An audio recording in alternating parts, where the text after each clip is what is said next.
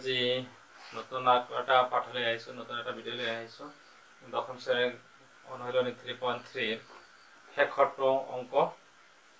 এইটো মেট্ৰিক পৰীক্ষাত আহে বা ইয়াৰ আগতো আহিছে।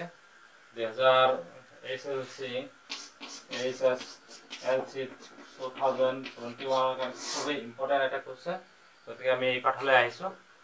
ইয়াতে দিয়া আছে কি কুৱেশ্যনটো দিয়া আছে যে এইটো অনুশীলন 3.3 শেষৰ অংক 6 নম্বৰ অংকটো আজিৰ পৰা 5 বছৰ পিছত জেকবৰ বয়সৰ পুত্ৰতকৈ 3 গুণ হ'ব।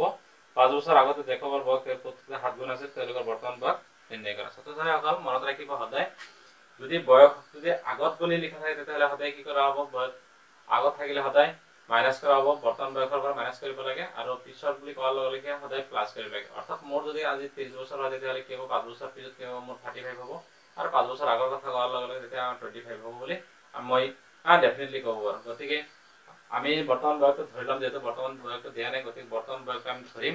আৰু বৰ্তমান মই লিখি লৈছোঁ 3.6 নম্বৰ অংকটো শেষৰ অংক, যে ধৰা হ'ল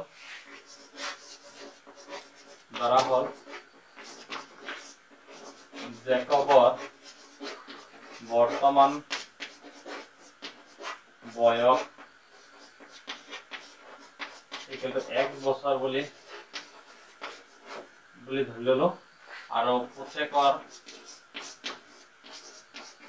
পুতেকৰ বৰ্তমান বয়স y বছৰ বুলি ধৰি ললো। প্ৰশ্নমতে একৰ্ডিং টু কোৱেশ্চন প্ৰথম চৰ্ত যেটো দিয়া আছে যে কি হৈছে 5 বছৰ পিছত 5 বছৰ পিছত মানে কি হ'ব, নিশ্চয় বৰ্তমান বয়সৰ লগত কি হ'ব, যোগ হ'ব। তেতিয়াহ'লে জেকবৰ লগত কি হ'ব, 5 বছৰ যোগ হ'ব, আৰু পুতেকৰ লগত কি হ'ব, 5 বছৰ কি হ'ব, যোগ হ'ব। আৰু কি কোৱা হৈছে, পিছত বয়সৰ পুত্ৰতকৈ কি হ'ব, 5 বছৰ আজিৰ পৰা 5 বছৰ পিছত জেকবৰ বয়সৰ পুত্ৰতকৈ 3 গুণ বুলি কোৱা হৈছে ইনটু 3। এতিয়া এইটো আমি কি কৰি x + 5 = 3y + 15 বুলি লিখো। 3 × 5 = 15, 3y মানে 3y। এটা আমি কি লিখব পাৰো, x = কি লিখব পাৰো, 3y। এই y 5 টো যদি ইফালে মাইনাস হৈ যাব, গতিকে 15 পৰা 5 গুচি গলে কি হ'ব, +10 থাকি যাব। এটা আমাৰ 1 নম্বৰ সমীকৰণ বুলি আমি ধৰি লোৱা।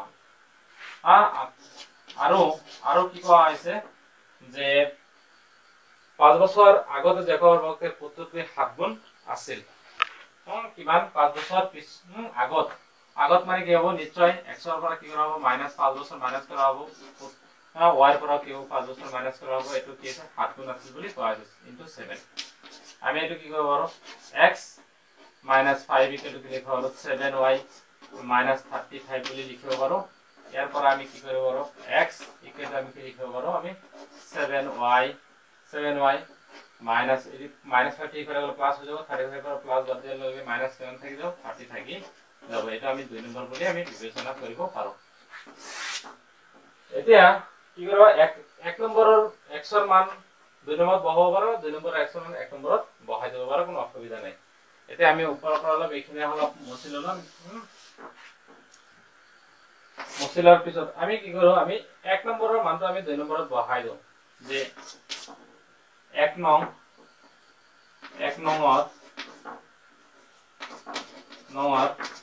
x ৰ মান 2 নংত বহুৱাই পাওঁ,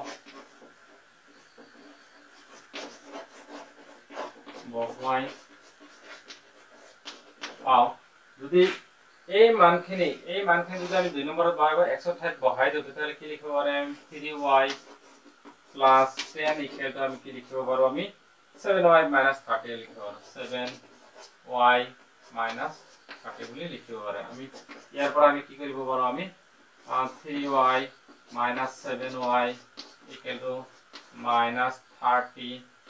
-30 - 10 বুলি লিখিব পাৰো। ইয়াতে থাকি যাব কিমান, -4y থাকি যাব, = -40।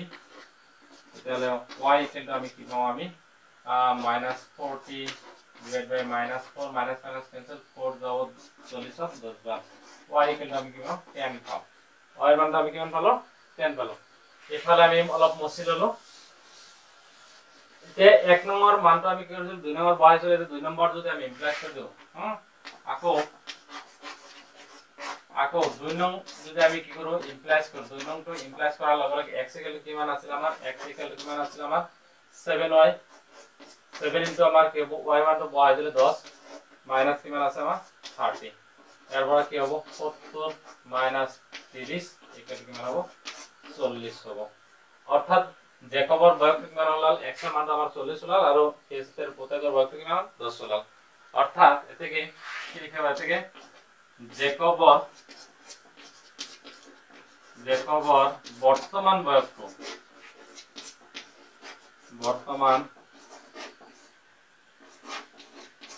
বয়স কিন্তু কিমান 40 বছর আর কি আছে প্রত্যেকের